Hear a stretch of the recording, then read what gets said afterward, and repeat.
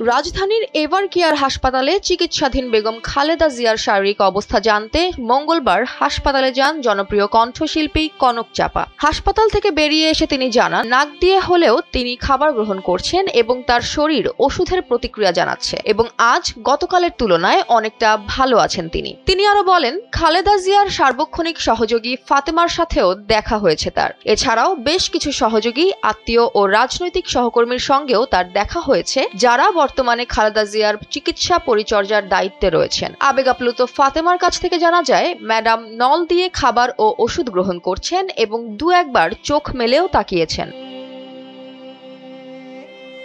কণ্ঠশিল্পী কনক চাপা গণমাধ্যম কর্মীদের জানান, আমরা সারা বাংলাদেশের মানুষ একযোগে একটা কারণেই একত্রিত হয়েছি এবং প্রতিনিয়ত দোয়া করে যাচ্ছি মহান আল্লাহ যেন দ্রুত তাকে সুস্থতা দান করেন। আমি এও বিশ্বাস করি, এতগুলো হাতের মধ্য থেকে কারো না কারো হাত তিনি অবশ্যই কবুল করবেন। বর্তমানে বেগম জিয়াকে এভার কেয়ার হাসপাতালের সিসিইউতে ভেন্টিলেশনে নিবিড় পর্যবেক্ষণে রাখা হয়েছে।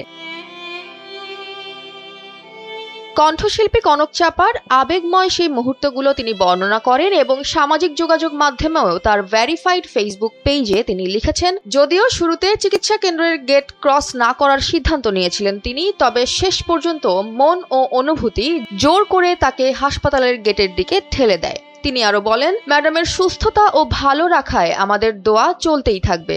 আল্লাহ যেন যে কোনো উপায়ে তাকে আরাম দেক এবং হায়াতে তৈয়বা দান করুক। জয়া হাসান, এনপিবি।